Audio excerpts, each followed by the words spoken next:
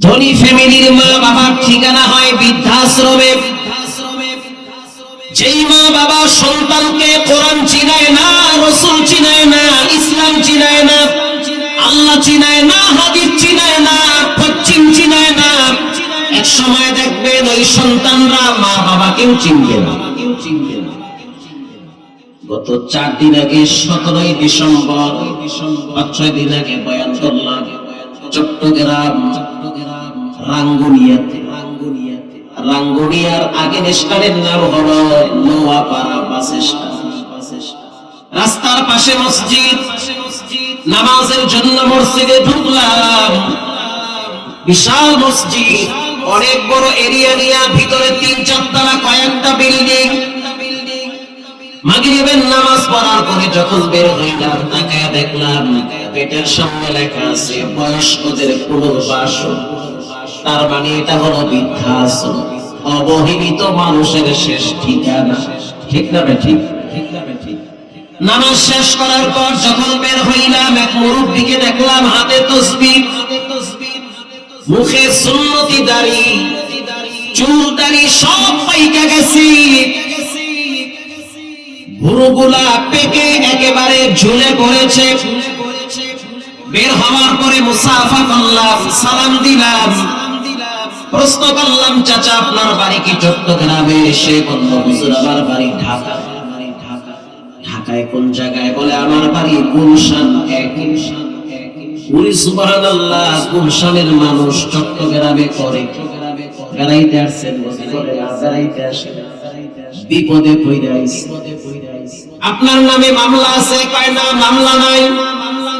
পুলিশকে আপনারে খুঁজে? বলে না, পুলিশ খুঁজে না।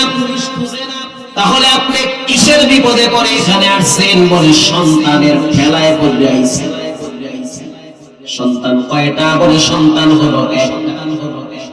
অনেক শিক্ষিত সন্তান, ইংলিশে অনার্স কমপ্লিট করেছে, মাস্টার্স অনার্স কমপ্লিট করার পরও এক সন্তান, একটাই মাত্র ছেলে, স্ত্রী কবরে চলে গেছে। আমি বললাম গুলশানের ভাড়াটিয়া না বাড়িওয়ালা? চোখের পানি ছেড়ে দিয়ে বলে আমি হইলাম গুলশানের বাড়িওয়ালা, লেকের পারে আমার 7 তলা বাড়ি আছে, মাসে প্রায় 6-7 লক্ষ টাকা ভাড়া পায়। আমি অবাক হয়ে গেলাম, বলেটা কি? 6-7 লাখ টাকা মাসে শুধু ভাড়াই পায়, বাড়ি ভাড়া, অথচ তার ঠিকানা হইল বৃদ্ধাশ্রম। আমি তাকে প্রশ্ন করলাম সন্তান আপনারে কেন জ্বালায়? সে জবাব দিল ইদানিং দেখতেছি সন্তানটা রাত্রিবেলা চোখ লাল করে ঘরে এসে ফ্রিজ ভাঙে, আলমারি ভেঙে ফেলে, মাঝে মাঝে আবার রুমে আইসা পা দিয়া লাথি মারে আর বলে বাবা টাকা দাও, বাবা খাবো। কি বোঝেন নাই? বাবা টাকা দাও, কি খাবো? আমি কি আব্বা খাবো বলে তো আরো বেশি ভালো হইতো। শুধু তাই না, মাঝে মাঝে মেজাজ গরম করে আমাকে হুমকি দেয়, পুরা বাড়িটা আমার নামে লিখে দাও, টাকার বেশি প্রয়োজন। সন্তানের অত্যাচার থেকে বাঁচার জন্য চট্টগ্রাম রাঙ্গুনিয়ায় আসছি। আমি তার ডান হাতে চুমো দিয়েছি, বেচারায় আরো আবেগে আপ্লুত হয়ে গেছে। আমি বললাম ও চাচা, যদি আপনি আমার বাপ হইতেন তাহলে আমি আপনার পায়ের পাতায় চুমা দিতাম। যেহেতু আপনি আমার বাবার বয়সী মানুষ, এজন্য ইজ্জত করে সম্মান করে হাতে চুমো দিয়েছি। আমি তাকে আস্তে করে কানের কাছে মুখটা লাগায় বললাম সত্য করে বলবেন এটা হলো আল্লাহর ঘর, মসজিদ, আর আপনার দাড়ি চুল সব পেকে গিয়েছে, চামড়াও ঢিলা হয়ে গেছে। মিথ্যা বলার সুযোগ নাই, যা সত্য তাই বলবেন। যখন আপনার রক্ত গরম ছিল, যৌবন ছিল, টাকার গরম ছিল, তখন আপনার সন্তানটাকে সকালবেলা কোথায় পাঠিয়েছিলেন? বলল আমার সন্তানকে সকালবেলা ইংলিশ মিডিয়ামে পাঠিয়েছি। খুব ভালো কথা। এবার জানতে চাই সকালবেলা ফজরের নামাজটাকে আপনি পড়েছিলেন? বলে না, নামাজ বুঝলাম। আচ্ছা গেল, যে ছেলেটারে কোচিং এ প্রাইভেটে পাঠায় দিলেন ওই ছেলে কি পশ্চিম চিনে? বলে মাঝে মাঝে জুমার দিন আমার সাথে মসজিদে যায়, তবে পশ্চিম কোন দিকে খুঁজে পায় না। আমি আবার প্রশ্ন করলাম, ও চাচা রাগ করবেন না, সন্তান কি তার স্রষ্টাকে চিনে? বলেন সন্তানের স্রষ্টাকে? আরো জোরে বলেন। হয় নাই, আরো জোরে বলেন। চাচার চোখের পানি পেয়ে পেয়ে জামা ভিজতেছে। আমি আবার প্রশ্ন করলাম, সন্তান কি তার রাসূলকে চিনে? লাজবাব, কোনো উত্তর নেই। আবার বললাম, ও চাচা সন্তান কি কোরআন পড়তে পারে? কোন উত্তর নাই, জবান বন্ধ হয়ে গেছে, চুপচাপ দাঁড়িয়ে আছে, অতীত নিয়ে মুতালা করতেছে। আবার বললাম, চাচা ঘাবড়ানোর কারণ নাই, আপনার সন্তানের জন্য আপনি কি মেসওয়াক কিনে দিয়েছেন, টুপি কিনে দিয়েছেন? বলে, ও ঈদের সময় দিছি, বাকি সারা বছর খবর না। আমি বললাম, চাচা সন্তানের হাতে নবীজির জীবনী কোনদিন কিনে দিয়েছিলেন? বলে, না দেই। রবীন্দ্রনাথ? বলে, এটা তো অভাব নাই। পল্লীগীতি? বলে, অভাব নাই। তথাকথিত লেখকদের লেখা ইতিহাস এগুলা কি ঘরে আছে? বলে, অভাব নাই।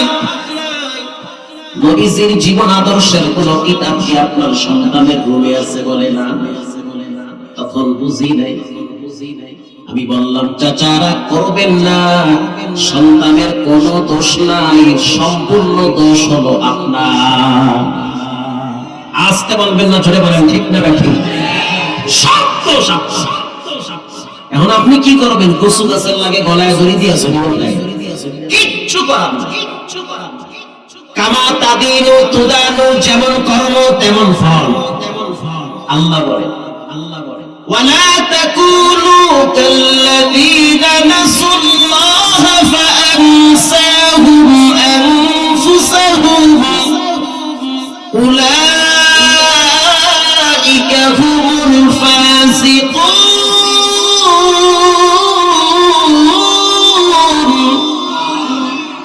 আল্লাহ বলেন, যারা আমাকে ভুলে যায় তাদের মতো হইও না। আপনি তো তাদের মতো হইছেন, ঠিক না ঠিক? যারা আল্লাহকে ভুলে যায় আপনি তো তাদের মতো হইছেন। আল্লাহর কথা, যারা আমাকে ভুলে যায় তাদের মতো যদি হও, তাহলে তোমাকে আত্মভোলা করে দিব। তুমি তোমাকে চিনবে না, তোমার সন্তান তোমাকে চিনবে না। সন্তান যদি রব না চিনে, রাসূল না চিনে, কোরআন না চিনে, কসম খোদা ওই সন্তান মা বাবাকেও চিনতে চায় না। হযরত ওমর রাদিয়াল্লাহু তাআলা আনহু দরবারে একটা মামলা গেছে। মামলা বুঝেন? একটা বিচার গেছে। হযরত ওমর রাদিয়াল্লাহু তাআলা আনহু মসজিদে নববীতে বসা। বয় বৃদ্ধ একজন মুরব্বি গিয়া বলল, আমিরুল মুমিনিন, বড় একটা বিপদে পড়ছি। কি বিপদ? করে সন্তান আমার কথা শোনে না। বয়স কত? বলে 31 বছর। এত বড় ছেলে বাবার কথা শোনে না, এটা তো খুবই ভয়াবহ কথা। হযরত ওমর পুলিশ পাঠায় দিল, যুবককে ধইরা আদালতে দাঁড় করায় ফেলাই। হযরত ওমর প্রশ্ন করল, যুবক, যেই লোকটা দাঁড়ায় আছে তোমার কি হয়? বলে, আমার আব্বা। যদি তোমার বাপ হয় তাহলে বাবার হক কেন আদায় করো না? বাবার খোঁজ খবর কেন নেও না? বাবার সাথে সুসম্পর্ক কেন নাই? তোমার বাবা তোমার উপরে কেন কষ্ট দিয়ে আমার কাছে মামলা নিয়ে আসছে? কারণটা কি? যুবক বলল, আমিরুল মুমিনিন, রাগ করবেন না। আমি জানি আপনি রাগ করলে কিন্তু অবস্থা খারাপ হয়। আপনি যেই রাস্তায় চলেন, শয়তান রাস্তা ভুলে আরেক রাস্তায় দৌড়ায়, ঠিক না ঠিক? আপনার কথার আগে তরবারি চলে। লাউ কানা বাদি নাবিয়্যান লাকানা উমর। নবীর পরে কেউ যদি নবী হইতো, আল্লাহ পাক হযরত ওমরকে নবুয়তি দান করত। আপনি এত বড় একজন দামি মানুষ, আপনি ইনসাফের মধ্যবর্তী, আপনি ইনসাফ প্রতিষ্ঠা করেন, বেইনসাফিকে জবাই করে, জুলুম নির্যাতন আপনার কাছ থেকে দূরে থাকে। আল্লাহু আকবার বলেন। আপনার শাসনামলে রাত্রিবেলা হাইটা হাইটা মহল্লায় খোঁজ খবর নেন, কার রাত দিন কেমন কাটে। আপনি এমন একজন শাসক, জনগণ আরামে ঘুমায় আর আপনি রাস্তা দিয়ে হাঁটেন তাও আবার জুতা খুইলা, কারণ পায়ের আওয়াজে না জানি জনগণের ঘুম নষ্ট হয়। আপনি এমন একজন শাসক, ওমর রাদিয়াল্লাহু তাআলা আনহু বলল, বলো কি বলতে চাও? বলে, আমার আব্বা তো আপনার কাছে মামলা নিয়ে আসছে, জটিল মামলা আমার বিরুদ্ধে, কিন্তু আমি আপনার কাছ থেকে কয়েকটা বিষয় ক্লিয়ার জানতে চাই, ক্লিয়ারলি স্পষ্ট বুঝতে চাই। এক নম্বরে জানতে চাই, দুনিয়াতে বাপ আগে আসছে না ছেলে আগে আসছে? যুবক প্রশ্ন করলো হযরত ওমর, আপনারা কি মনে করেন গাইবান্ধার মানুষ কে আগে আসছে? বাপ আগে আসছে। খারায় গেছে, দুনিয়াতে আব্বা আগে আসছে। হযরত ওমর রাদিয়াল্লাহু তাআলা আনহু বলল, যেহেতু বাপ আগে আসছে, বলো এবার তোমার কি বক্তব্য? বলে, আমিরুল মুমিনিন জানতে চাই, দায়িত্ব বাবার আগে না ছেলের আগে? কার আগে? আরো জোরে বলেন। আব্বাজান যারা আছেন ঠান্ডা মাথায় মাফলার মাফলার খুললে ভালো করে শুনলেন, খালি ছেলে মেয়ের বিরুদ্ধে অভিযোগ দিয়েন না, কিছু দোষ মা বাবারও আছে। আমি তো আমার আব্বারে দেখতাম চিকন কঞ্চি নিয়ে ফজরের টাইমে মসজিদে বসে থাকতো, এরে কয় বাপ। একদিন যদি দেরি করে মসজিদে যাইতাম, শীতের দিন পাছার কাপড় টান কইরা তিনটা মারতো বিসমিল্লাহ ছাড়া। একদিন তিনটা মারলে 3 মাসেও ফজরের টাইমে চমকে ওঠে। তো যেই বাপ সন্তানকে মসজিদ চিনায়, ফজর চিনায়, নামাজ চিনায়, ওই সন্তানের হাতে বাপ কোনোদিন লাঞ্ছিত হতে পারে না। আর এই সমাজের বাপ বিড়ি খায়া ফালায়, পোলাইয়া ওই বিড়ি আবার টানো। পোলায় চিন্তা করে এত মজার খাওন না পাই, দেখি বাথরুমে গিয়েও খায়, টান্নে দেখি কেমন লাগে। রাগ করতেছেন? রাগ করেন, আমি জোর কইরাই না, আমার মোটামুটি বহুত পাম্পটি বেঁচে আছে। আলহামদুলিল্লাহ বলেন। প্রিয় ভাইরা আমার, হযরত ওমর রাদিয়াল্লাহু তাআলা আনহু বলল, বাবার দায়িত্ব 3টা। কয়টা? তামবিহুল গাফিলিনাস। আলেম ভাইরা দেখেন কইতে পারে, কইতে কয় তামবিহুল গাফিলিনাস বুঝেন, ফকি আবুল্লাহ সামারকান্দি ঠেইলা লেখছে। বাবার প্রথম দায়িত্ব সন্তানের জন্য ভালো একটা মা নির্ধারণ করা। ভালো মা পাবেন কোথায়? 3 বাচ্চার মায়ের নিয়ে হিজরত করবেন এই জায়গায়। ভালো মা পাবেন কোথায়? ভোটাধিকার কার্ডের করায়। ভালো মা পাবেন কোথায়? মা বাবারে কষ্ট দিয়া লয়া হিজরত করবেন এই জায়গায়। হযরত ওমর বলেন, বাবার প্রথম দায়িত্ব ভালো একটা মা নির্ধারণ করা। মা যদি নেককার হয়, আল্লাহওয়ালা হয়, কোরআন পড়নেওয়ালা হয়, ওই পেটের বাচ্চা ঐশীর মতো বেশ্যা হতে পারে না। আল্লাহওয়ালা যেই মা সন্তান পেটে নিয়ে কোরআন পড়ে, যেই মা সন্তান পেটে নিয়ে দুরূদ শরীফ পড়ে, ও মা বোনেরা শুনে নেন, বর্তমান স্বাস্থ্যবিদরা বলে, চিকিৎসাবিদরা বলে, মা পেটে বাচ্চা নিয়ে যা করে ওটার প্রভাব বাচ্চার উপরে পড়ে।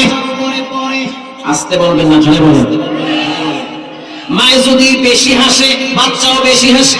মায়ে যদি চুরি করে, বাচ্চাও বড় হওয়ার পরে আরেকজনের ব্যাং লইয়া দৌড় মারে। মা যদি পেটে বাচ্চা নিয়ে সারাদিন কিরণ মালার স্টার জলসা জি বাংলার সিরিয়াল পাল্টায়, ওই বাচ্চা দুনিয়াতে আসার পর 24 ঘন্টা আনলিমিটেড ফেসবুক, এরপরে কি বলে ওই যে পাবজি, ফ্রি ফায়ার, টিকটক আর কার্টুন নিয়ে মোটামুটি মাতাল থাকে। যতই বয়ান দেব কার্টুন ছাড়বে না, মরে যাবো তাও কার্টুন ছাড়বে না।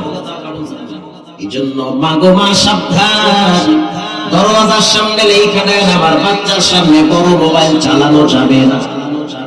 বড় মোবাইল যখন ছিল না তখন তো মরেন নাই।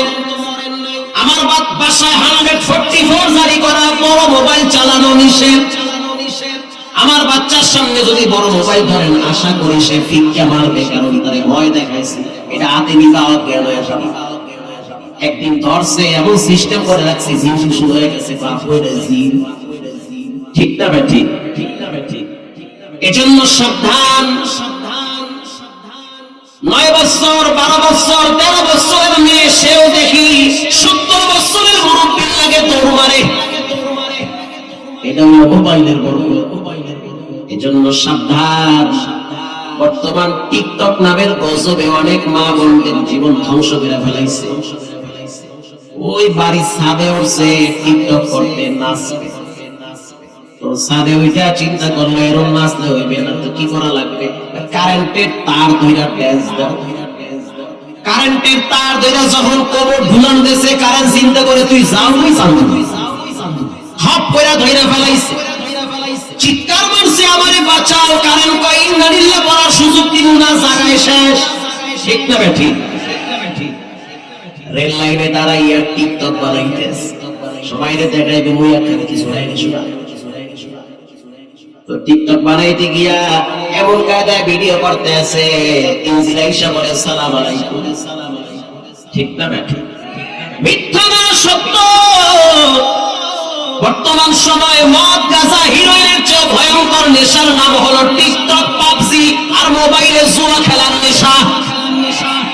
আরো মারাত্মক। প্রিয় ভাইরা আমার, হযরত ওমর রাদিয়াল্লাহু তাআলা আনহু বলল, শুনে নাও, বাবার প্রথম দায়িত্ব সন্তানের জন্য ভালো একটা মানিক ধারণ করা। মজার একটা কথায় কথা আসে, বললে ভালাই? বাংলাদেশের একটা জেলার নাম হইল ভোলা। বলেন কি? আরো চলো, ভোলা। এই জেলাটা হলো চতুর্দিকে পানি, মাঝখানে দ্বীপ, এর নাম কয় ভোলা। মজার বিষয় হলো ভোলা জেলার ম্যাক্সিমাম মসজিদগুলো ফজরের টাইমে যুবকদের দখলে থাকে। ফজরের টাইমে ঠান্ডার ভিতরে প্রথম 1, 2, 3 কাতার সবগুলোর বয়স 21, 22, 23, 24। মারহাবা। জেলার নাম ভোলা। ফজরের টাইমে দেখবেন ছোট ছোট বাচ্চারা পিছনের কাতারে দাঁড়ায় দাঁড়ায় সুন্নত করে ঠান্ডার ভিতরে। অবাক হয়ে যাবেন, কোন মায়ের সন্তান এই শীতের ভিতরে ঠান্ডায় কাঁপতেছে আর দাঁড়ায় দাঁড়ায় পড়ে আলহামদুলিল্লাহি রাব্বিল আলামিন। মারহাবা। এই শিক্ষা পরিবার থেকে দেওয়া হয়েছে।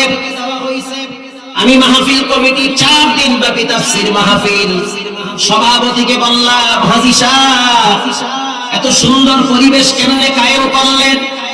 হুজুর, মাহফিল পরিচালনা করার জন্য যেমন কমিটি আছে, মসজিদ পরিচালনা করার জন্য যেমন কমিটি আছে, ঠিক তেমনি ভাবে আমরা ফজরের নামাজের জন্য একটা স্ট্রং কমিটি গঠন করেছি। ওদের কাজ হলো ফজরের নামাজের সময় খোঁজ খবর নেওয়া। মারহাবা বলেন। আমরা জুমার দিন ঘোষণা দিয়েছি, কোন যুবক আছো ফজরের নামাজের টাইমে প্রতিদিন টাইম টু টাইম মসজিদে হাজিরা দিবা। অধিকাংশ মহল্লার যুবকরা হাত বাড়াইলো যে আমরা প্রতিদিন ফজরে আসব। আচ্ছা, কেন? একটা কমিটি গঠন করতে চাই। সেই কমিটির ভিতরে সভাপতি কে হবা? সভাপতি মানে তার স্থান সবার বড়। 21 বছরের একটা যুবক দাঁড়ায় বলল, দায়িত্ব আমার দিয়ে দেয়। কেশিয়ার সাহেবের বয়স 19 বছর। কি মনে করছেন চাচা? সেক্রেটারির বয়স হলো 14 বছর। ভোলা কমিটি আর মসজিদে ফজরের টাইমে তো আর মিস দিতে পারে না। এদের দায়িত্ব হলো ফজরের টাইমে কোন ঘরে পুরুষ আছে, তারা কেন ফজরে মসজিদে আসে না, তাদের খোঁজ খবর না। যেমন এই মহল্লায় 20টা ঘর আছে, 30টা ঘর আছে, কোন ঘরে পুরুষ আছে না নাই আমরা জানি কি জানি না? অবশ্যই জানি। ফজরের টাইমে কেন মসজিদে আসলো না, খবর নেওয়া। ঘটনাক্রমে একদিন মহল্লার এক যুবক কমিটির সদস্য, নাম হইল মানিক ভাই। কি নাম? মানিক ভাই চিন্তা করলো আজকে শীতের পাওয়ার বেশি। যেই মজার বিদেশি কম্বল শোয়ার পরে তো পুরো শরীর গরম হয়ে গেছে, সেই একটা ঘুম দিচ্ছে। ফজরের নামাজের টাইমে আজান হয়ে গেছে, মনে চাই মসজিদে যাই, শয়তানে কয় যাইস না, একটু ঘুমা। স্ত্রীকে বললো, আমারে ডাক দিবি না, তুই নামাজ পড়, তোর ভাইয়া নামাজ পড়বে, আমি একটু মজা করে ঘুমাবো। কথা কি বোঝেন?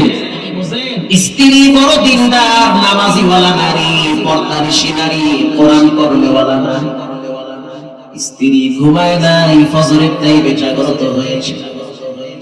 আর ছোট্ট একটা মেয়ে আছে, মায়ের দেখা দেখি মেয়েটাও মায়ের সাথে নামাজের জন্য প্রিপারেশন দিয়েছে। মারহাবা, 6 বছরের মেয়ে। নামাজ শেষ হওয়ার পর স্ত্রী বসে বসে তাসবিহ পড়ে, জিকির করে, সুবহানাল্লাহি ওয়া বিহামদিহি সুবহানাল্লাহিল আযীম। কেউ যদি 100 বার পড়ে, নবী বলেন সমুদ্রের ফেনা পরিমাণ যদি গুনাহ হয় সেটাও রব মাফ করে দিবে। মহিলারা তো আমলের দিক থেকে এগিয়ে থাকে। তো বাচ্চা মেয়েটা বসে বসে মায়ের চোখের দিকে তাকায় তাকায় এগুলা পড়তেছে। স্বামীকে এতবার বলল মসজিদে যাও, ঠান্ডা পানি দিয়ে উযু করা লাগবে না, গরম পানি আমি করে দিব, তারপরেও মসজিদে যাও। কারণ যেই ঘরের পুরুষ মসজিদে যায়, যেই ঘরের নারী ফজরের টাইমে জাগে, ওই ঘরের বাসিন্দারা কখনোই অভাবে না খাইয়া মরে না। যাও মসজিদে, সালাতুল ফজর জিম্মাতুল্লাহ, যে ফজর পড়ে তার দায়িত্বশীল গার্জিয়ান হয়ে যায় কে? আল্লাহ তাআলা। মানিক মিয়া চিন্তা করলো, যা কয় আজকে একটা মজা করে ঘুম দেই। মানিক মিয়া দিছে ঘুম, স্ত্রী নামাজ শেষ করে বসে আছে। এবার মসজিদের ওই ফজরের কমিটি চিন্তা করলো, মানিক ভাই গেল কই? মানিক ভাইরে তো প্রতিদিন মসজিদে পাই, আজকে নাই, কারণটা কি? ইমাম সাহেব পরামর্শ দিল, একটা কাজ করো, মানিক ভাই তো অসুস্থ হতে পারে, তার বাড়িতে গিয়ে খোঁজ খবর নাও। এবার এই যুবক কমিটিরা 9 জন কমিটির সদস্য দৌড়ে গেছে মানিক ভাইয়ের বাড়িতে। দরওয়াজার সামনে ডাক দিয়েছে, ও মানিক ভাই। মানিক ভাই তো মহাবিপদে পড়ে গেছে। এই বাহিনী হাজির হয়ে গেছে। স্ত্রী স্বামীর দিকে তাকায় বলল, ঘুমাইও না, বাহিনী কিন্তু হাজির হয়ে গেছে। মানিক ভাই চিন্তা করলো, মনে করছে আজকে ভুলে যাইবে, ওরা আসলে বলে নাই। ওরা দিয়ে ঠিকই টাইম মতো আয়া পড়ছে। বাচ্চা মেয়েটা বলতে আছে, আব্বু তাড়াতাড়ি যাও, তোমাকে ডাকার জন্য মসজিদ থেকে লোক আসছে। বাবাই ধমক দিয়ে চুপ কর, এত বেশি বুঝিস না। স্ত্রী বলতে আছে, কি করবা? কয় লজ্জায় তো আমি দুনিয়ায় নাই। পিছনের দরজা খুলেছে, দৌড় মারবো, পিছনে তো নদী, পালাবার রাস্তা নাই।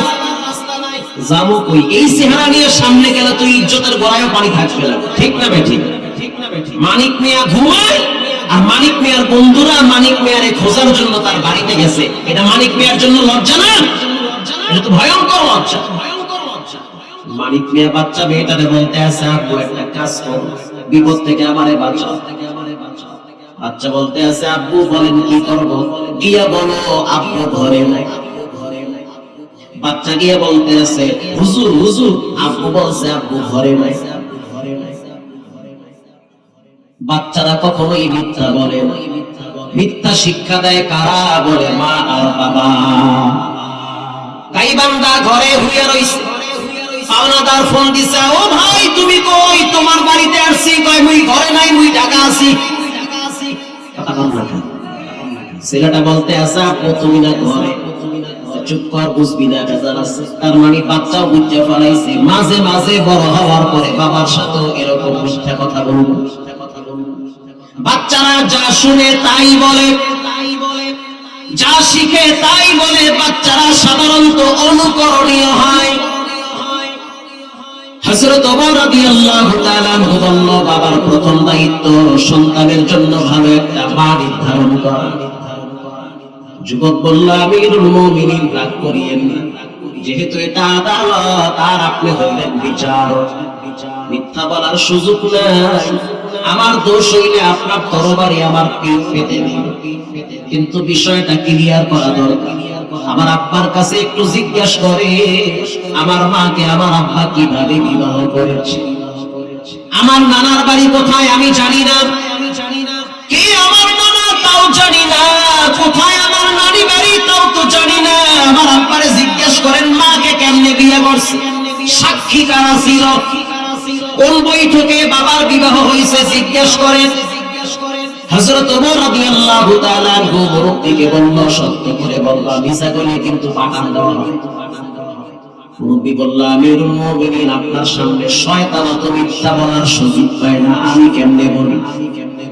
এবার বলো, তোমার বিবাহ কোথায় কেমনে হইছে? এই যুবকের মাকে কোথা থেকে কেমনে বিবাহ করো? মুরব্বি দীর্ঘ নিঃশ্বাস ছেড়ে চোখের পানি ছেড়ে দিয়ে বলে, আমিরুল মুমিনিন, মাপ চাই। যৌবনকালে একটা আকাম করছি, বুড়াকালে এটার ফলাফল পাওয়া লাগে। কি আকাম করলা? বলে, আমি এক রাখালের বউরে ভাগায় নিয়ে আসছি। আজীব কথা, হযরত ওমরের চোখ লাল হয়ে গেছে। হযরত ওমর রাদিয়াল্লাহু তাআলা আনহু বলল, বাবার 2 নম্বরের দায়িত্ব সন্তানের জন্য ভালো একটা নাম রাখা। ও সন্তানের বাপ, তোমার এই সন্তানটার নাম কি তুমি বলো? মুরব্বি বলল, আমার সন্তানের নাম রাখছি জৌর। যুবক বলতে আছে, আমিরুল মুমিনিন, আমার নাম 2টা, বাপ রাখছে জৌর, মা রাখছে হাফেল। হাফেল মানে ধ্বংস হয়ে যাওয়া। হযরত ওমর চিন্তায় পড়ে গেছে, আমি কোন যন্ত্রণায় পড়ছি। বাবার 3 নম্বরের দায়িত্ব সন্তানের জন্য কোরআন শিক্ষা দেওয়া। কষ্ট হয় আপনাদের? এই 3 দায়িত্ব বাবার। এজন্য হাদিসের কিতাবে আছে, ও সন্তানের বাপ, তোমার সন্তানটার জন্য ভালো একটা নাম রাখো, কারণ বিচারের ময়দানটা হবে বড় কঠিন। সূর্য মাথার নিকটে চলে আসবে, সন্তানও বাবাকে পরিচয় দেবে। সেই দিনটা হবে এতটাই লম্বা, কানা মিকদারুহু 50 আলফা সানা, 50,000 বছর লম্বা হবে। কেমনে দাঁড়ায় থাকবা? উলঙ্গ অবস্থায় থাকা লাগবে, একটা পায়ের তালুর উপর। আপন বলতে কেউ নাই, আপন হবে একজন। চিৎকার মেরে বলেন, তিনি হলেন কে? সেই দিন কিছু বাবারা সন্তানের কারণে আল্লাহর কাছে মুক্তি পাবে। যেমন হাসরের ময়দানে রব্বুল আলামিন বলবেন, আবু বকর ফিল জান্নাত, আবু বকর যাও, তুমি জান্নাতে যাও। কয়েক হাজার আবু বকর দাঁড়ায় বলবে, মালিক, আমরা জান্নাতে যাই। আল্লাহ বলবে, সাবধান, এই আবু বকর হইল ওয়াকালু লিসাহিবিহি লা তাহজান, আমার বন্ধু মুহাম্মদুর রাসূলুল্লাহ সাল্লাল্লাহু আলাইহি ওয়াসাল্লামের হিজরতের সাথী। নবীর পরে যার মর্যাদা সবচেয়ে বেশি, সিদ্দিকে আকবর আবু বকর যাবে জান্নাতে। তোমাদের ঘোষণা হয় না? আল্লাহু আকবার বলে। তারা চোখের পানি ছেড়ে কাঁদবে আর বলবে, মালিক, আমরা তো জানি তোমার একটা নাম হইল রহিম, তুমি চাইলে অসংখ্য গুনাহগারকেও মাফ করে দিতে পারো। আজ আমাদের মতো আবু বকরের কি উপায়? দয়া করে আজকে বাঁচায় দেন, মাফ করে দেন, ক্ষমার রাস্তাটা খুলে দেন। আচ্ছা, তোমার নাম আবু বকর কে রাখছে? বলে, আমার আব্বা। ডাকো তোমার বাবারে। বাপরে যখন শুনলে দাঁড় করায় দেওয়া হবে। উয়ুনুল হিকায়াতে আসছে, ইবনুল জাওজি রাহিমাহুল্লাহ লেখেন, আল্লাহ বলবে, ও সন্তানের বাপ, এই সন্তান কার? বলে, আমার। কি নাম? বলে, আবু বকর। কে রাখছে? বলে, আমি রাখছি। কেন রাখলা? বলে, নবীর বন্ধু আবু বকরের নামের সাথে মিলে রাখছে। আল্লাহ বলল, যেহেতু আবার হাবিবকে এত ভালোবাসো, আবু বকর নামের উসিলায় যাও, তোমার সন্তান আর তুমি 2 জনকে মাফ করে দিলা। কাদেরে কুদরত তুদারি বরকামান, আনতা রব্বি আনতা হাসবি, জালাল তুহি কাদের, জলিলুল্লাহ জাহাদাত, বহর হালে তুহি মেরা নিগাহদার। নামে নামে জমে টানে, নামে নামে কখনো জমে টানে। নাম রাখছে সোহাগ, আর সোনায় চুরি কইরা ধরা খাইছে, মামলা হয়েছে 3টা, পলায় গেছে ইন্ডিয়া। ওই সোহাগে সোহাগ এমন ভাবে টানছে যে চুরি করে নাই, হেরে ধরে জেলে দিয়েছে। নামে নামে জমে টানে। হয় কি হয়? হাকিমুল উম্মাত থানবীর কিতাবে পড়েছে, 80 বছরের এক মুরব্বী আল্লাহর কাছে দোয়া করে, আল্লাহ, তুমি তো জানো আমার কোনো সন্তান নাই, আমার মনটা চায় আমার একটা পুত্র সন্তান। আমার স্ত্রী বৃদ্ধা হয়ে গেছে, আমি জানি তুমি এটা চাইলে পারো। এই দুর্বল অসুস্থ বৃদ্ধা নারীর গর্ভে সন্তান দেওয়ার ক্ষমতা রাখে কে? আল্লাহর সিদ্ধান্ত হয়ে গেছে, আল্লাহ তার একটা সন্তান দিছে। এলাকার মানুষ বলে, চাচা বুড়া বয়সে তো কাম হড়াই গেছে, মাশাআল্লাহ নাম রাখছেন কি? চাচা বলে নাম রাখবো 7 দিনের দিন, এখন না। প্রতিদিন মানুষ জিজ্ঞাসা, স্যার দোকানে গিয়ে জিজ্ঞাসা, চাচা 80 বছর বয়স, চাচির বয়স কত? কয় 70। এই বয়সে মাশাআল্লাহ ভাঙ্গা ঘরেও তো রব্বুল আলামিন বৃষ্টির ফোঁটা দিয়া বরকত বাড়াইতে পারে। গোবরের ভিতরে পদ্মা ফুল ফুটাইতে পারেন কে? আপনার সন্তানের নাম এমন একটা নাম রাখবো, সেই নাম পুরো দেশে কারো নাই। কিছুদিন পরে মানুষ বলল, চাচা কি নাম রাখছেন? কয় নাম রাখছি আর পাইস না। এটা আনকমন নাম, আনসিজনের ফল, নামও রাখছি আনকমন। কিছুদিন পর বাচ্চা বড় হয়ে গেল, বয়স হইল 7 বছর, নিয়ে গেছে মাদ্রাসায়। মাদ্রাসায় নেওয়ার পর বলল, হাফেজ সাহেব আমার সন্তানকে হাফেজ বানাবো। উস্তাদ বলল, মুরব্বি সন্তানের নাম কি বলে লেখা লাগবে? মুরব্বি বলল, সন্তানের নাম হলো আরকাশ। হুজুর বারবার চায়, কয় চাচা আমি বুঝি বলছি আমার কথা না, আর পাস না। নামের ভিতরে আমি ফিডাফিডির আওয়াজ পাইতেছি। নাম পাল্টান, নাম কিন্তু ভালো না। মুরব্বি বলল, বাবাজি মানুষের বাড়ি খান, যা বলি তাই লেখা। প্রিন্সিপাল সাহেব বলল, হুজুর এর লাগে কথা বাড়াইয়েন না, যা কয় তাই লেখেন। লেখছে আর পাইস না। কিছুদিন পর আর পাইস না হারায় গেছে। আমি বলি নাই, থানবী রাহিমাহুল্লাহ বলেছেন আর পাইস না আছে না, হারায় গেছে, হারায় গেছে। পুরা মহল্লায় খুঁজতে আছে আর চিৎকার মারতে আছে, আর পাইস না। খুঁজতে খুঁজতে নদীর কিনারায় গেছে। নদীর কিনারায় যাওয়ার পরে জোরে একটা চিৎকার মারছে, আর পাইস না। এক বেচারায় ঠাডা ভাঙ্গা রোদের মধ্যে জাল নিয়ে নদীতে জাল মারে, 3 ঘন্টা জাল মারে, একটা মাছও হয় না।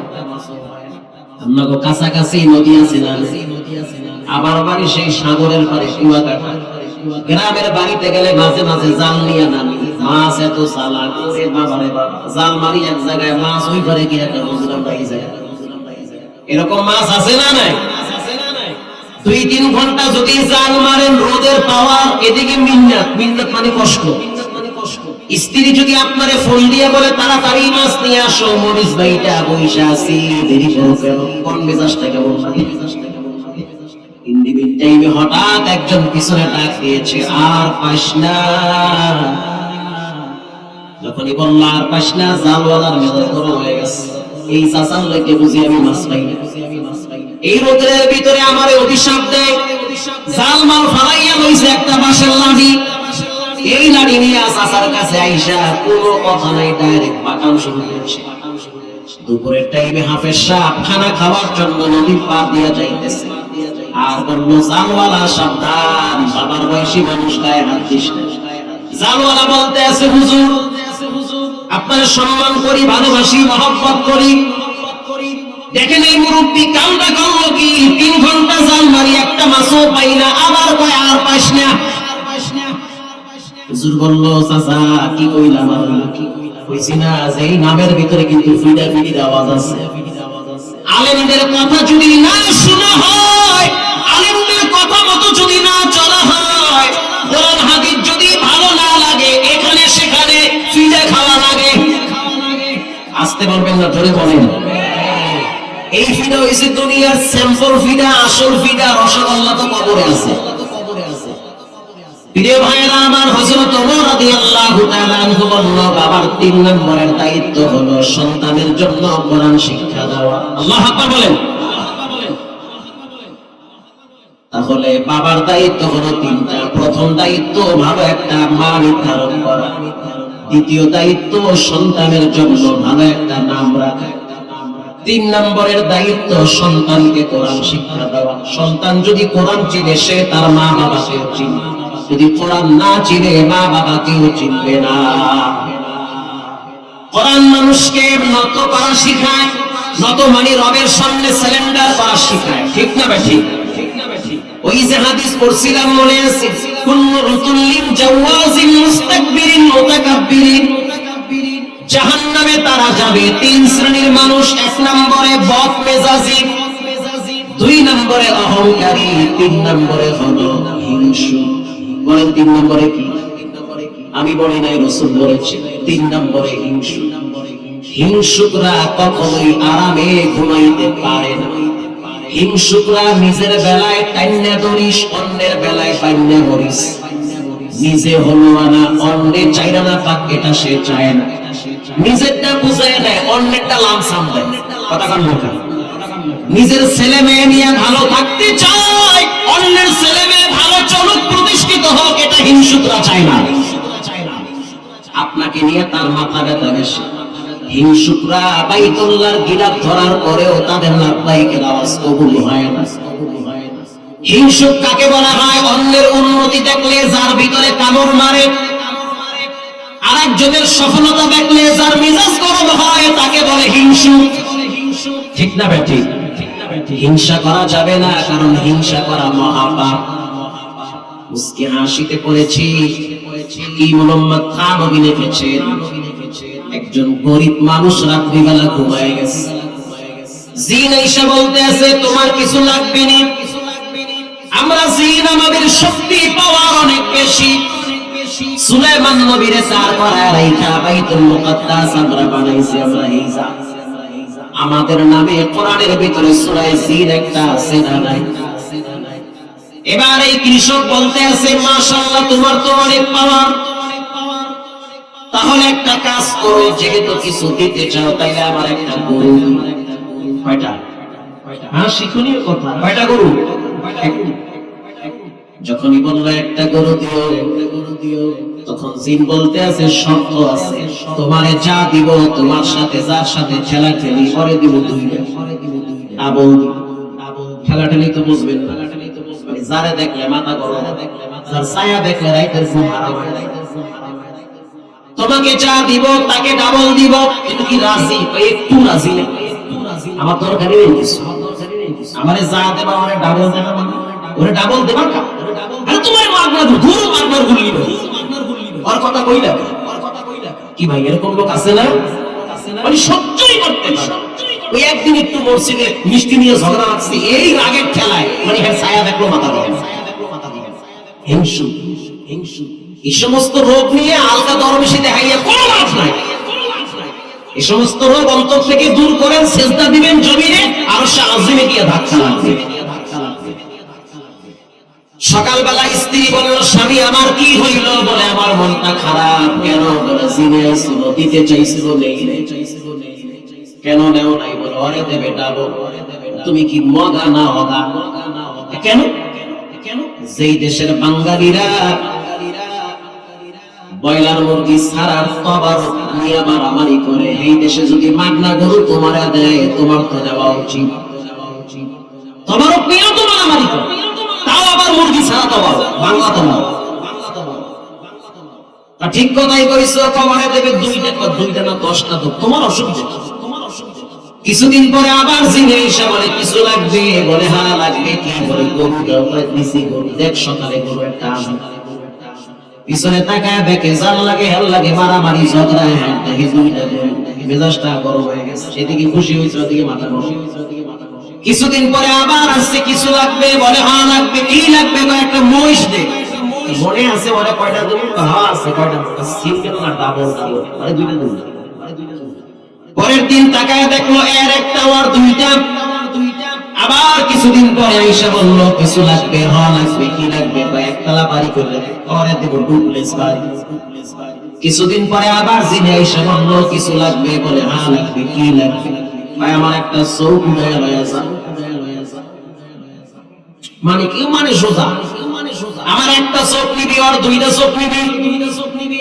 আমি এক চোখ দিয়ে দুনিয়ার সব কিছু, কিছু হইলেও দেখতে পারবো, আর দুইটা দিলে তো খালে পড়বে। বলেন এটাকে উদারতা বলে না হিংসা বলে? আল্লাহ বলেন, আমি বলি না। ইয়াউমা লা ইয়ানফাউ মালুন ওয়ালা বানুন ইল্লা মান আতাল্লাহ বিকলবিন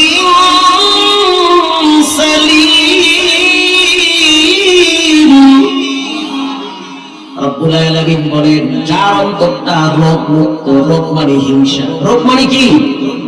যার অন্তরে অহংকার নাই, কোনো হিংসা নাই, কোনো বিদ্বেষ নাই, এমন ফ্রেশ দিলওয়ালারে ডাইকা ডাইকা জান্নাতের মেহমান বানাইবেন কে? প্রিয় ভাইরা আমার, মানুষের অন্তর শক্ত হয় 6 কারণে। 6টা বলতে গেলে ফজর হয়ে যাবে, দরকার নাই। সর্বশেষ কারণ হলো যারা মা বাবার সাথে বেয়াদবি করে, আব্বা আম্মার সাথে বেয়াদবি যারা করে, ওদের অন্তরটা পাথরের চেয়েও শক্ত হয়ে যায়। শক্ত বানায় দেয় কে? মা বাবার সাথে বেয়াদবি করা মানে মা বাবার অভিশাপ নেওয়া। এই দুনিয়ার ভিতরে 2 জন মানুষের দোয়া আপনার জীবনে সবচেয়ে বেশি প্রয়োজন। একজন হলো মা, আর একজন হলো বাবা।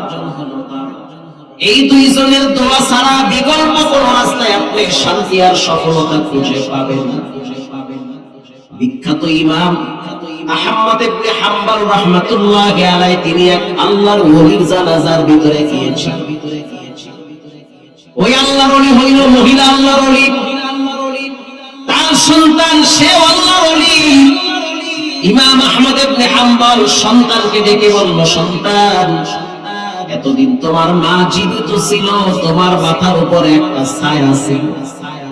আজ তোমার মা কবরে গেছে, দোয়ার দরওয়াজা বন্ধ হয়ে গেছে, কেউ তোমার জন্য নিঃস্বার্থভাবে দোয়া করবে না। দোয়া একজন বেশি করত, তিনি হলো তোমার মা। মায়ের দোয়াটা প্রত্যেকটা সন্তানের জন্য সবচেয়ে বেশি কল্যাণকারী। যার মা বেঁচে আছে, ঘরে গিয়া মায়ের পায়ে একটা চুমা দেন, মায়ের হাতে একটা চুমা দেন। তাও যদি না পারেন, মায়ের কপালে একটা চুমা দেন, মাথায় হাতটা বুলায় দেন। কারণ রাসূল বলেছেন, ক্বালা হুমা জান্নাতুকা ওয়া নারুকা। মা বাবাই হলো জান্নাত, মা বাবাই হলো জাহান্নাম। আল্লাহ বলেন, ওয়া'বুদুল্লাহ, আমার হক, ওয়ালা তুশরিকু বিহি শাইআ ওয়া বিল ওয়ালিদাইনি ইহসানা। আমি বলি নাই, আমার রব বলেছেন, বুঝান। আল্লাহ বলেন, আমার হক আদায়ের পর মা বাবার হক আদায়। ফজরের নামাজ পড়বা আমার হক। বাইহাকি শরীফের হাদিস, ফজরের নামাজের পর কোন সন্তান যদি মা বাবাকে দেখতে যায়, তার জন্য জান্নাত থেকে নাম ধরে ডাকা হবে। যেমন আপনি আলাদা থাকেন, মা বাবাও সন্তুষ্ট আছে। আপনার বাবার বাড়ি আপনার বাড়ির থেকে মাত্র আধা কিলোমিটার দূরে। আপনি মহল্লার মসজিদে ফজরের নামাজ পড়া মাকে দেখার জন্য গেলেন, মায়ের সাথে একটু গল্প করলেন। রাসূল বলেছেন, সে যেন অপেক্ষা করে, তার রব তার জন্য জান্নাত থেকে নাম ধরে ডাকাইতে থাকে। কেউ যদি মনে করে আমি দুনিয়ার ভিতরে সবচেয়ে দামি হইতে চাই, সে যেন 3টা জিনিস সতর্কতার সহিত নিয়ে সামনে আগায়। 1 নম্বরে আল্লাযীনা আমানু ওয়া কানু ইয়াত্তাকুন, ঈমান আর তাকওয়া অর্জন করে। 3 নম্বরে সে যেন মা বাবার সাথে সেবা করে। আল্লাহু আকবার বলে। এবার মুসলিম শরীফের একটা হাদিস শোনাই। ও মা বাবা ভক্ত সন্তান, এই পৃথিবীতে কোন মানুষ বড় হতে পারে নাই মা বাবার দোয়া ছাড়া। পৃথিবীতে প্রত্যেকটা মানুষ সফলতার জন্য যে কোনো স্তরে যাক না কেন, তার মা বাবার দোয়ার সবচেয়ে বেশি প্রয়োজন। পৃথিবীতে অধিকাংশ নবীরা মা বাবার দোয়া মিয়া সামনে আগাইছে। মুসা আলাইহিস সালামকে যখন তক্তার ভিতরে ভাসায় দেওয়া হয়, তক্তার ভিতরে মিশর নদীতে ভাসায় দেওয়া হয়, তার মা চোখের পানি ছেড়ে কাঁদে আর কয়, আল্লাহ, আমার সন্তানটাকে নিরাপদ রাখো। মায়ের দোয়ার ফসল মুসা আলাইহিস সালামকে আল্লাহ তাআলা ফেরাউনের ঘরে নিরাপদে রাখছে। ঈসা আলাইহিস সালামের আম্মা জান মারিয়াম আলাইহিস সালাতু ওয়াস সালাম রবের কাছে দোয়া করছে, রব্বুল আলামিন, আপনি আমার সন্তানটারে বাইতুল মুকাদ্দাসে ইমাম বানায় দেন। আল্লাহু আকবার বলেন। বর্তমান কাবার ইমাম, 2 জন ইমাম, সবচেয়ে জনপ্রিয় ইমাম একজন হলো শেখ আব্দুর রহমান সুদাইস। আমি গত রমজানে ওমরায় গিয়ে শুনলাম আজব একটা জিনিস, তিনি বর্তমান শ্রেষ্ঠ ইমাম কাবা। সাংবাদিকেরা প্রশ্ন করলো, কাবার ইমাম, পৃথিবীর সবচেয়ে সম্মানিত ব্যক্তি আপনি, এই মুহূর্তে কোটি কোটি মানুষ আপনার পিছনে সালাত আদায় করে, আপনার ধুলা বালু আরবের বাচ্চারা বুকে লাগাইতে পারলে ধন্য মনে করে, এত সম্মান কেমনে পাইলেন? কাবার ইমাম চোখের পানি ছেড়ে কান্দে আর কয়, দুইটা কারণে, একটা হলো মায়ের দোয়া, আর একটা হলো কোরআনের বরকত। ইয়াসিদ দুসারি কাবার ইমাম, অল্প বয়সী ইমাম, যার তেলাওয়াত শুনলে মনে হইতেছে ঘুমন্ত বাচ্চারা রবের দরবারে সিজদায় লুটিয়ে পড়ে। এত চমৎকার কণ্ঠ কাবার ইমাম ইয়াসিদ দুসারি।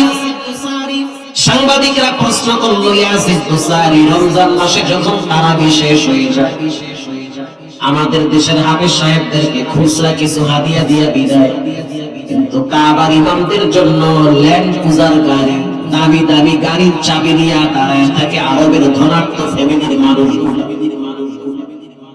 অসংখ্য গাড়ির চাবি নিয়ে দাঁড়ায় থাকে, যেই গাড়িটা পছন্দ হয় আপনাকে হাদিয়া দেওয়া হবে। এত সম্মানিত কেমনে হইলেন? ইয়াসিদ দুসারি কাবার ইমাম জবাব দেয়, এটা আমার ক্রেডিট না, এটা হলো আমার মায়ের দোয়া।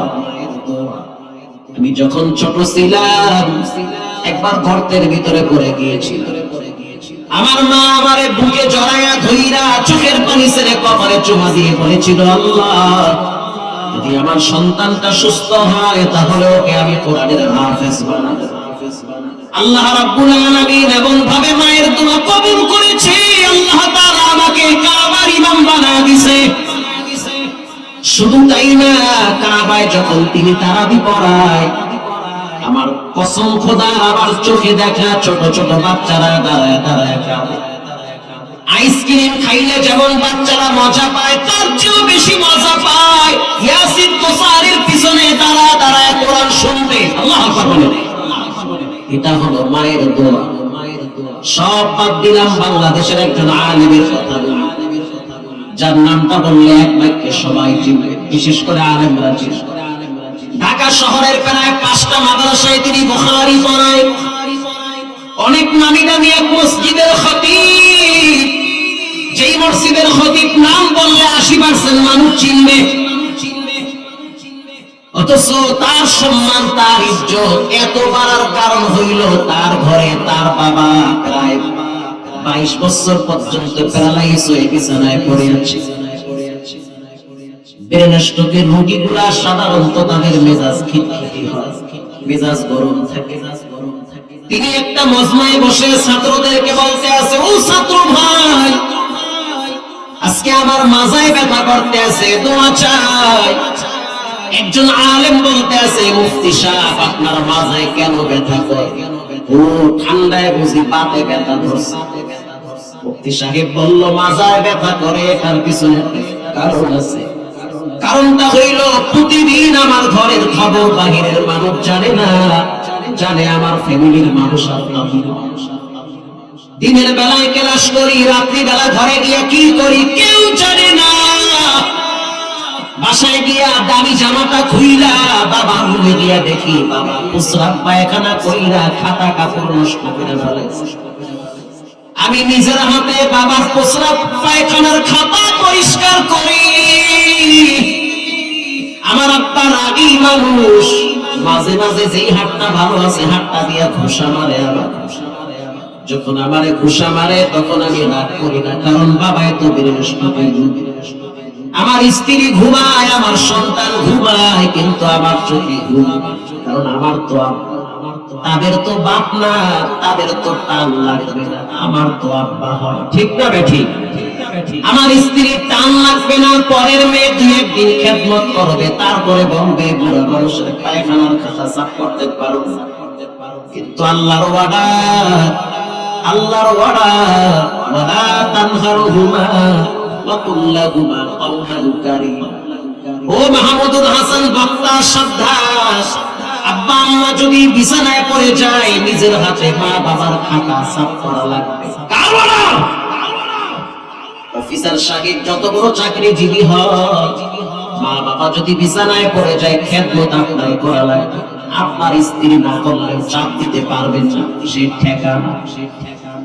আপনার বাপ খেদমত আপনার করা লাগবে। রাসূল বলেন ওয়ালা তাউকান্না ওয়ালিদাইহি ওয়ালা তাউকান্না ওয়ালিদাইহি, মা বাবার সাথে নাফরমানি কইরো না, দুনিয়াও শেষ আখিরাতও শেষ। ওয়া ইন আমারাকা আন তাখরুজা মিন আহলিকা ওয়া মালিক, নবীজি বলেছেন আব্বা আম্মার জন্য যদি সম্পদ বিলীন করতে হয় তাও করো, সম্পদ যদি ছেড়ে দিতে হয় তাও ছেড়ে দাও, তারপরেও মা বাবাকে ছাড়বা না। পরিবার যদি ছাড়তে হয়, বাবারে নিয়ে প্রয়োজনে তুলে গিয়া ভাঙ্গা ঘরে ভাড়া থাকো, তারপরেও বাবাকে ছাড়া যাবে না।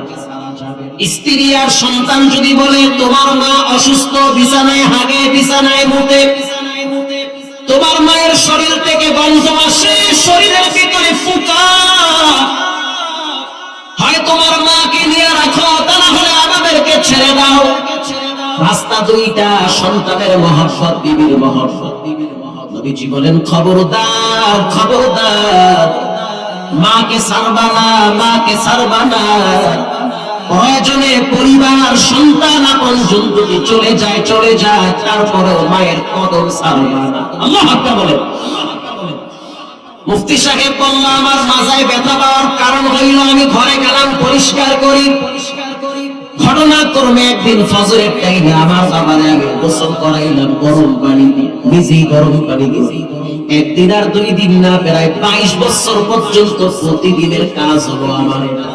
তোমরা আমাকে বাহিরে দেখো আতর লাগায় ঘুরি, বাহিরে দেখো আমার সুন্দর চেহারা, বাহিরে দেখো আমার জুতাগুলো চকচক করে, তোমরা আমাকে বাহিরে দেখো আমার জামাটা ইস্ত্রি করা, কিন্তু আমার ঘরের খবর তো জানো না। রাত্রিবেলা প্রতিদিনের ডিউটি, নিজের হাতে বাবার প্রস্রাব পায়খানার খাতা নিজেই সাফ করি। কয়েকদিন সাফ করার পর এখন আর গন্ধ লাগে না। আল্লাহু আকবার বলেন। এখন আর কষ্টও লাগে না, বরং ভালোই লাগে। প্রতিদিন আমি আমার আব্বারে ফজরের টাইমে কিবলার দিকে ফিরে বসা রাখি। ঘটনাক্রমে একদিন বাবারে ধরতে গিয়া বাবায় ব্যথা পাইছে। বাবায় যখন ব্যথা পাইল, বাবায় তখন পাটা দিয়ে আমার মাজার ভিতরে এমন জোরে একটা লাথি মারছি, লাথি মারার সাথে সাথে আমি ওয়ালের সাথে বাড়ি খাইছি। যারা প্যারালাইসিসের রোগী, এক পা যাদের অচল হয়ে যায়, আর এক পায়ে কিন্তু শক্তি বেশি থাকে, ওই শক্তিওয়ালা পাটা দিয়া বাবায় আমার মাথায় মারছে লাথি। আমি ওয়ালের সাথে পানি খাওয়ার পর আমি তখন আমার আব্বার পায়ের ভিতরে চুমা খাইয়া বললাম আব্বা আরো একটা লাথি দেন। আপনার পায়ের লাথি আমার জন্য নিয়ামত, এটা আমার জন্য কষ্ট না, কারণ আমার বাবা আমার লাথি মেরেছে। একটা সময় এমন ছিল আপনি আমার পায়ে তো শত শতবার চুমা খেয়েছেন। যার ঘরে ছোট বাচ্চা আছে, বাবায় বাচ্চার পায়ে চুমা খায় ভালোবাসা, বাবায় বাচ্চার মাথায় চুমা দেয়, এটা হলো সন্তানের প্রতি ভালোবাসা। বাবা সন্তানের শরীরের ঘ্রাণ পাইলে সারাদিনের কষ্ট ভুলে যায়। পৃথিবীর মানুষ, ওই সন্তান যখন আস্তে আস্তে বড় হয়, বাপ তখন আস্তে আস্তে দুর্বল হয়ে যায়। আল্লাহ বলেন গো দুনিয়ার মানুষ, ওই বাবার সাথে সাবধানে কথা বল, মাথায় চাকি দিবা। নবীর দরবারে এক সাহাবী এসে বলল হুজুর আইয়ুল আমালি আহাব্বু ইলাল্লাহ, আল্লাহর কাছে সবচেয়ে কয়টা আমল প্রিয়? নবীজি বলল 3টা আমল প্রিয়। 1 নম্বরে আসসালাতু আলা ওয়াক্তিহা, টাইম মতো নামাজ আদায় করা। 2 নম্বরে সুম্মা বিররুল ওয়ালিদাইন, আল্লাহু আকবার বলেন। 2 নম্বরে হলো মা বাবার সাথে সৎ ব্যবহার করা। এই যে সাবার সিএমবিএস, ওখানে সাধারণত সেনাবাহিনীরা থাকে, বাহিরেও বাসা ভাড়া নিয়ে থাকে, ভিতরেও বাসা ভাড়া নিয়ে থাকে, ক্যান্টনমেন্ট এলাকা। একজন ব্রিগেডিয়ার জেনারেল তার বাসায় গেছে, দাওয়াত দিছে, অনেক ভালোবাসে। ভিতরে যাওয়ার পর সে আমাকে বলল হুজুর আমার ঘরের ভিতরে একটা জান্নাত আছে। আমি অবাক হই, এই জান্নাতটা আবার কোথায়? ভিতরে ঢুকতে ঢুকতে 5-6টা রুম, একেবারে কোণা ঘুরে নিয়ে গেল। কোণার রুমে ঢোকার পরে আমি কইলাম কোথায় জান্নাত? সে বলল এই খাটটার ভিতরে আমার জান্নাত শুয়ে আছে। আমি খাটের দিকে তাকাইয়া দেখলাম তার মা ঘুমিয়ে আছে, বৃদ্ধা মা। আল্লাহু আকবার বলেন। হুজুর, আমার নিজের হাতে আমি আমার মায়ের প্রস্রাব পায়খানার খাতা পরিষ্কার করি, কারণ সে আমার মা। আমি আমার মায়ের খেদমত যত করি, বাহিরে তত আবার পরিবেশন বাড়ে, সম্পদ বাড়ে, ইজ্জত বাড়ে, সম্মানও বাড়ে। আল্লাহু আকবার। এই জন্য দুনিয়ার মানুষ শুনে না, যদি জীবনে কোনোদিন হজ করতে চাও তাহলে মায়ের খেদমত। হাকিমুল উম্মত বলেন, যারা মায়ের খেদমত বেশি করে তাদের জন্য 5টা ফলাফল। 1 নম্বরে, মৃত্যুর আগে রব তাকে একবার হলেও বাইতুল্লাহ কবুল করবে। এটার প্রমাণ আমি নিজে পাইছি। 2018 সালে হজের সফরে দেখলাম কেরানীগঞ্জের একজন রিকশাওয়ালা বাইতুল্লাহর চতুর্দিকে ইহরামের কাপড় পরে পরে লাব্বাইকের আওয়াজ। বিশ্বাস তো করবেন না, না হইল 30 জন আলেম তারে দেখছে। শুধু তাই না, সম্ভবত মাওলানা হাফিজুর রহমান কুয়াকাটা সেও দেখছি। রিকশাওয়ালা বাইতুল্লাহর চতুর্দিকে লাব্বাইকের আওয়াজ দেয়। এটা কেমনে হয়? ও রিকশাওয়ালা কেমনে আসছেন? রিকশাওয়ালা জবাব দেয়, এটা হলো আমার মায়ের দোয়ার ফল। আমি গরিব মানুষ, আমার বাড়ি হলো রংপুর এলাকা, ওই আদিত নারী, একেবারে শেষ সীমানায়, বর্ডারের পাশে। ঢাকায় থাকি, রিকশা চালাই, আমার মা আমার ঘরে থাকে। প্রতিদিন আমি আমার মায়ের কাছে বলি, ও মা, আমার জন্য এতটুকু দোয়া করো যে ঢাকায় বাড়ি গাড়ি আমার কিছুই লাগবে না, কোনো মতে ডাল ভাত খেয়ে বাঁচতে পারলে হবে। শুধু এতটুকু দোয়া চাই, রব্বুল আলামিন যেন আমাকে জীবনে একবার বাইতুল্লাহর ঘেরান নেওয়ার তৌফিক দেয়। প্রতিদিন আমি মায়ের কাছে যখন দোয়া চাই, আমার মা বলল, সন্তান যাও, আমি দোয়া করলাম, একবার হলেও রব তোমারে কবুল করো। আল্লাহ রাব্বুল আলামিন 18 সালে বাইতুল্লাহ এসে লাব্বাইকের আওয়াজ দেওয়ার সুযোগ দিয়েছে। এটা কেমনে সম্ভব? আপনার তো টাকা নাই। সে জবাব দিল, আমি দুর্বল, কিন্তু আমার রব মোটেও দুর্বল না। হুজুর, আমি রিকশা চালাই হাউজিং এর ভিতরে, আমার কাজ হইছে ঢাকার হাউজিং গুলার ভিতরে আমি রিকশা চালাই। হাউজিং এর ভিতরে প্রাইভেট কার ঢুকে না। আমি দুপুরের টাইমে গেটের সামনে দাঁড়াইয়া আছি। কোন ঘাটের পানি কই যায় কেউ জানে না। জানেন কে? কার জীবনে কি হবে মালিক ছাড়া কেউ বুঝে না। আমি চুপচাপ দাঁড়িয়ে আছি, হঠাৎ একটা দামি গাড়ি আসলো, কালো গাড়ি। প্রতিদিন আসে, এখনো আসে, শত শত গাড়ি আইসা হাউজিং এর সামনে রাইগা ভিতরে ঢুকে ফ্লোর দেখে, ফ্ল্যাট দেখে, বিল্ডিং দেখে। দাঁড়ায় রয়েছি, গাড়ি থেকে একজন মুরব্বী নামলো, দাড়িগুলো সাদা, সুন্দর চেহারা, চমৎকার একটা টুপি। নামার পরে বলল, সালাম দিল আগে আমার। যখনই সালাম দিল, কোটিপতিওয়ালা রিকশাওয়ালারা সালাম দেয়, বুঝতে পারছি তার ভিতরে বিনয়ী আছে। ঠিক না বেটা? আমি একজন রিকশাওয়ালা, কিন্তু আমার একজন কোটিপতিওয়ালা সালাম দেয়, বুঝতে হবে তার ভিতরে নবীর প্রেম আছে, আল্লাহর ভালোবাসা। হুজুর যখন আমাকে সালাম দিল, বিশাল ভালো লাগছে। আমি তখন বললাম, স্যার আপনি কোথায় যাবেন? বলে, আমি হাউজিং এর শেষ মাথায় যাব, একটা প্লট নিব। আমি বললাম, স্যার কোনো টেনশন নাই, আমার রিকশায় উঠে, যদিও পানি তারপরও আমি ঠিক আপনারে নিয়ে যাব, গাড়ি ওখানে রাখি। এরপরে সে আমার রিকশায় উঠার আগে বারবার বলল, রিকশাওয়ালা টাকা লাগবে কত? ভাড়াটা আগে নির্ধারণ করে দাও। আমি বললাম, স্যার আপনার যা মনে চায় দিয়ে। তখন সে বলল, যদি আমি না দিই? তখন আমি বললাম, স্যার আপনি যদি না দেন তাতেও আফসোস নাই, আপনার এক সালামে আমার দিন ঠান্ডা হয়ে গেছে। আল্লাহু আকবার বলেন। মানুষের ব্যবহারটা সবচেয়ে বড় জিনিস, ঠিক না বেঠিক? এমন একটা সালাম দিলেন, কলিজা শীতল হয়ে গেছে, কোনো আফসোস নাই। আপনি আমার রিকশায় উঠেন, ভিতরে নিয়ে যাব। কত নাম্বার গলিতে যাবেন বলেন? আমি যখন ভিতরে নিয়ে গেলাম, গলিতে দাঁড়িয়ে দেখাইতেছি, সে পলক দেখে, বড় বড় বিল্ডিং দেখে। সে আমাকে বলল, ভাই, প্রথম বলল রিকশাওয়ালা, পরে বলল ভাই। তার মানে সালামের মাধ্যমে মহব্বত তৈরি করে দিয়েছেন কে? বলল, ভাই এই কর্নারের প্লটটা কেমন হবে? 4 কাঠার পলট ভালো না 6 কাটার পলটটা ভালো হবে? আমি বললাম স্যার আমি তো মূর্খ মানুষ, গরিব মানুষ, রিকশা চালায় খাই, রিকশা চালাই, কত কিছু বুঝি। তবে আমার ক্ষুদ্র জ্ঞানে মনে হয় কর্নারের পলটটা ভালো হবে। ইন্ডিভিং টাইমে জোহরের আযান কার জীবনে কি হয় পৃথিবীর কেউ জানে না, জানেন কে? যারা এখানে বসা আছেন এখান থেকে কে ডিসি হবে, কে এসপি হবে, কে এসপি হবে, কে মহাদেশ হবে, কে অফিসার হবে, কে কোটি টাকার মালিক হবে, এখন তো কেউ জানে না। জানেন কে? হয়ে যাবে কেউ না কেউ। আযান হওয়ার পরে আমি বললাম স্যার চলেন দুইজনে একসাথে ওই কোন একটা ভাঙ্গা টিনের মসজিদ আছে, দুইজনে নামাজ পড়ি।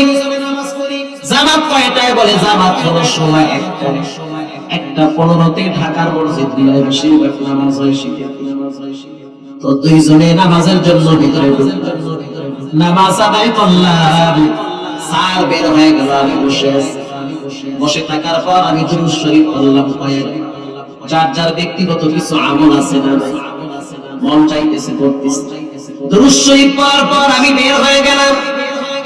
বের হওয়ার পর আমি দেখলাম স্যার বাহিরে দাঁড়াইয়া আছে। আমার একটা অভ্যাস, আমার পকেটে সবসময় একটা আতর থাকে। নামাজটা পড়ে বের হওয়ার পর আমি আতরের মুখটা খুইলা নিজে একটু লাগাইলাম, আর বাকি অল্প একটু স্যারের হাতে লাগাইলাম।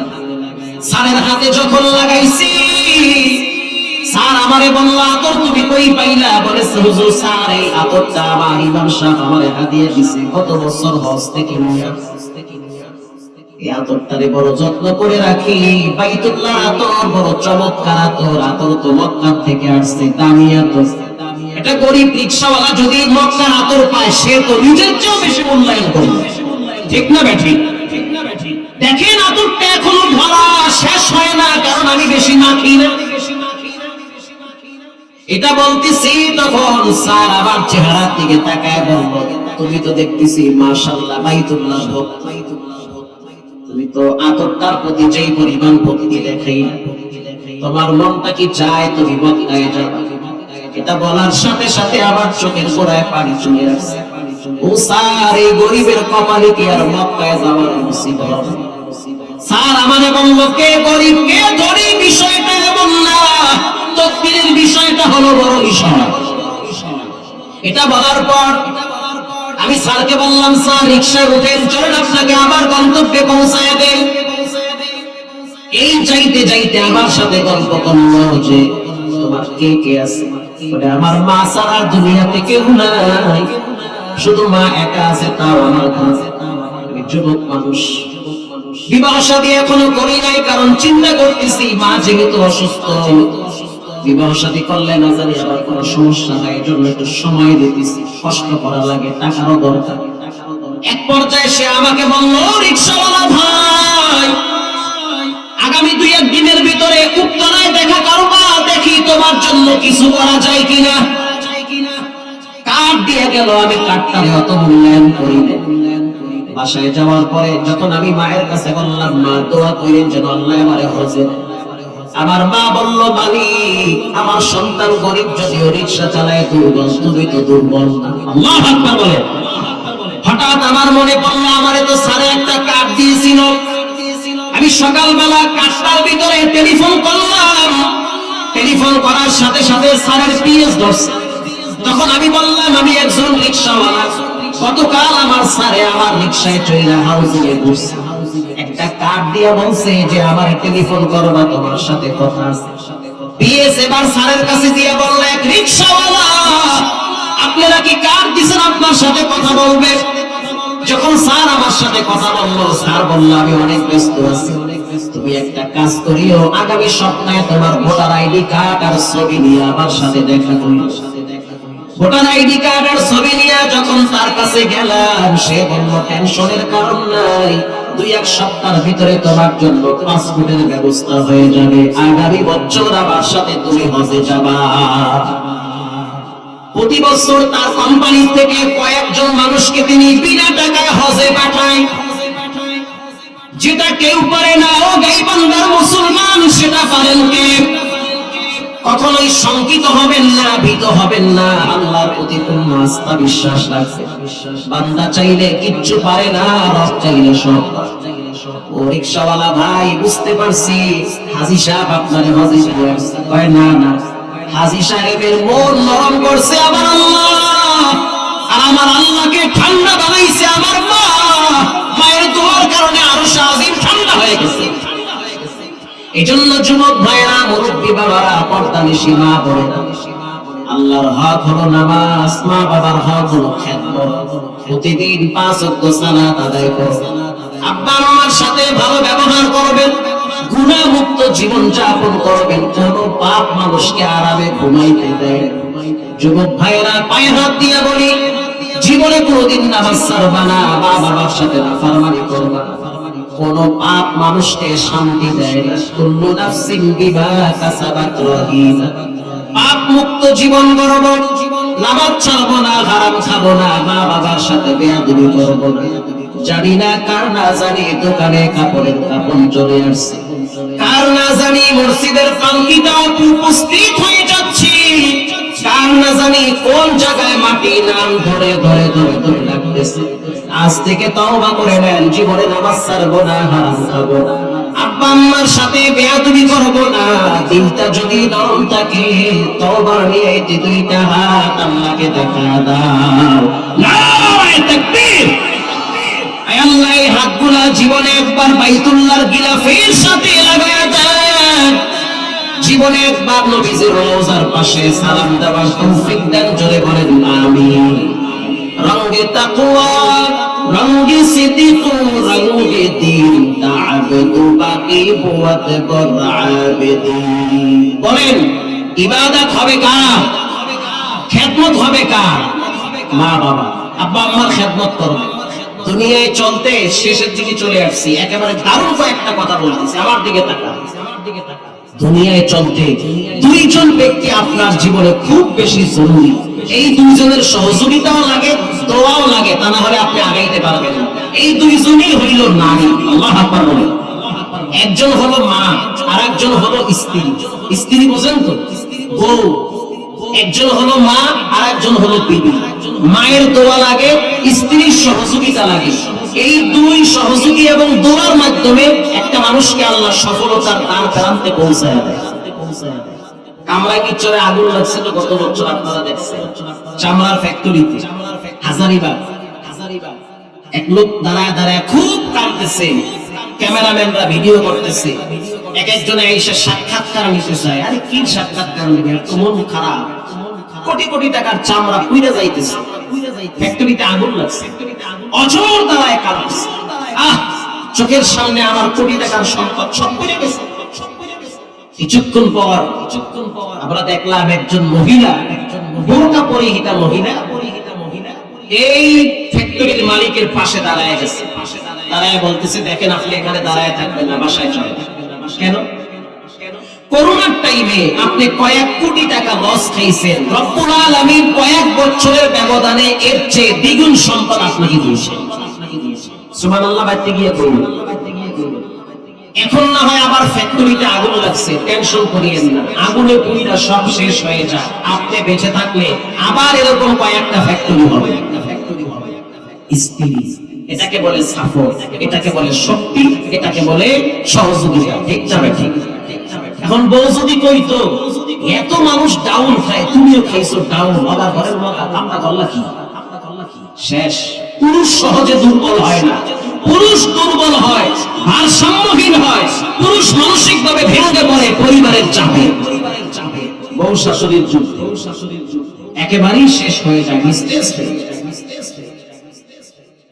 নড়াইল কালিয়া একটা এলাকা আছে, নড়াইল কালিয়া একটা থানা, সেখানে বয়ানে গিয়েছিলাম রাত্র 2:30 3টা, এক চায়ের দোকানে ঢুকলাম। আপনারা দেখবেন ভিডিওতে, আমার বয়ানের ভিডিওতে। চায়ের দোকানে ঢুকলাম, ছোট্ট একটা মানুষ চা বিক্রি করে, একেবারেই ছোট। ওর কাছ থেকে আমি ইমান শিখছি। জাদুইটা পা নাই, পাও আছে কিন্তু ছোট ছোট পা। লোকটা বাউই, আমগো গ্রামের ভাষায় বলে বাউই। আপনারা কি বলেন? ছোট কোন মানুষ? এই তো চাচাই ঠিক আছে, মানে ছোট মানুষ, হাতগুলোও ছোট, চেহারাটাও ছোট। বিশাল একটা দোকানের মালিক, ভ্যারাইটিস দোকান, আবার চাও বিক্রি করে, পান বিক্রি করে। আমি অবাক হয়ে গেলাম, ভিতরে ঢুকলাম, সালাম দিলাম। আমি বললাম আপনি কেমন আছেন? এমন একটা হাসি মারছে, মানে হাসির দাম 2 লাখ টাকা। সুবহানাল্লাহ, এতটুক মানুষ এত বড় বিশাল দোকান, এটাকে আপনার বলে? হুজুর আমার বসে না, চা খাইলাম, চা একটু পরে বললো হুজুর আপনার খুব চিড়াচিড়ি লাগতেছে আপনার। পরে দিল ইন্টারনেটে বয়ান সাইড দেওয়া, টিভি ওহ ওই তো আপনি। আচ্ছা ঠিক আছে, ভালো লাগছে, চায়ের বিল দেওয়া লাগবে, 10টার বিল আমি সমস্যা নেই। কিন্তু কথা হলো আপনি এত বড় দোকান কেমনে চালান? আপনার তো পা নাই, চাও আছে ছোট ছোট পা, কোনো মতে চলেন, 2টা হাত তাও ছোট ছোট। হুজুর আমার কিন্তু পাও আছে আরো সাইড দিয়ে। আল্লাহু আকবার জয় বলেন। আমি বললাম আমি দেখি 2 পা, আপনি বলেন 4 পা। না, আমার 4টা পা গোপনে একেবারেই সেফ। 2টা হলো আমার মায়ের পা, 2টা হলো আমার বউয়ের পা। এই 4 পায়ের শক্তিতে আল্লাহ আমাকে কয়েক লাখ টাকার মালিক বানাইছে। আমি তো ভিক্ষা করার মানুষ, রাস্তায় রাস্তায় ভিক্ষা করবো, আমি সেই মানুষ, প্রতিবন্ধী মানুষ। কিন্তু বাসর রাতে আমার স্ত্রী বলেছিল মানুষের কাছে হাত পাতা যাবে না, কর্ম করতে হবে, রব রিজিকের রাস্তা করে দিয়েছে। আমার স্ত্রী কানের বালা খুইলা আমার সামনে রাইখা বলল এটা আমার মা ছোটবেলায় বানিয়ে দিয়েছে। আরে হুজুর, মানুষ পাইলে তো মানুষ গল্প শুরু করলে আগা মাথা পুরোটাই ঠেয়া দেয়। হতে থাকে দোয়া কইলেন, তো ভালো লাগে, কইতে থাকে আমি হতে আছি। হুজুর কানের বালা খুইলা ফালায়া দিয়া বলতে আছে এই কানের রিং বিক্রি করবা, বিক্রি করে চায়ের দোকান দাও, আমি চা বানাবো, আমার শাশুড়ি চা দোকানে পৌঁছাইয়া দিবে, তুমি চা বিক্রি করবা, রব চাইলে সবই পাবে। ছোট্ট একটা টোল দোকান দিয়ে শুরু করছে। আমার স্ত্রী প্রতিদিন রাত্রিবেলা আল্লাহর কাছে তাহাজ্জুদ করে দোয়া করত, আল্লাহ আমার প্রতিবন্ধী স্বামীটাকে সফলতা দান করো। হুজুর এই জায়গাটা যেখানে দেখতেছেন এই পুরো জায়গাটা আমি টাকা দিয়ে কিনছি। আগামী 2-1 বছরের ভিতরে আমার মা আর বউকে নিয়ে আমি ওমরায় যাব। আমি তখন চায়ের দোকানদের যুবকদেরকে বললাম গলায় ধরে দিয়ে মর। ঠিক না ঠিক? সারাদিন পাবজি আর ফ্রি ফায়ার খেলাইতে খেলাইতে শিক্ষা গ্রহণ করো। প্রতিবন্ধী একটা মানুষ, অথচ সে হাল ছাড়ে না। ঠিক না ব্যাঠিক? পরিশ্রম করতে হবে, ইনকাম করা লাগবে বহিল পন্থা। বান্দার কাজ চেষ্টা করা, মান জাদ্দা ওয়াজাদা, সফলতা দিবেন কে?